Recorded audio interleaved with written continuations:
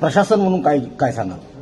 घटना रात्री आमच्या लक्षात आली होती. सकाळी 4 वाजता गावाच्या सरपंचच्या आमच्या पोलिसांना कॉल आला होता. तलवाडा पोलिसांनी इमिडिएटली 20 मिनिटाच्या दरम्यान आम्ही तिथे पोहोचले होते आणि विदिन 1 तास ऍडिशनल एसपी आमचे बीडीटीएस टीम, आमचे आरसीपी क्यूआरटी सगळेजण पोहोचले होते.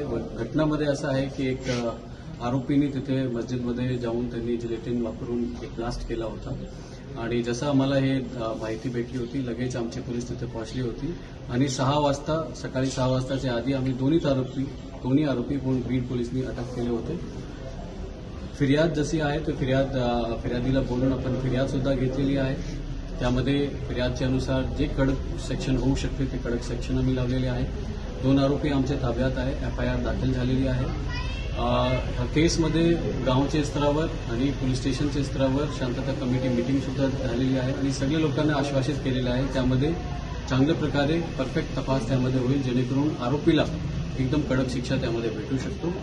त्यामुळे ॲज ए एसपी बीड म्हणून सगळ्या लोकांना हेच रिक्वेस्ट आहे, तुम्ही शांतता ठेवा.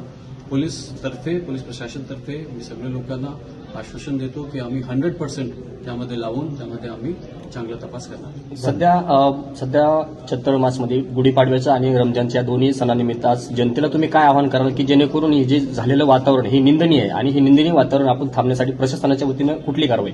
डेफिनेटली हा जो झालेला इन्सिडेंट खूप निंदनीय आहे आणि त्यासाठी जनताला मी हेच सांगतो, पोलीस तत्पर आहे आणि हे जो इन्सिडेंट घडला होता त्यामध्ये लगेच पोलिसांनी येऊन 2-3 तासामध्ये सगळी गोष्टी क्लीन केली, आरोपीला पकडले.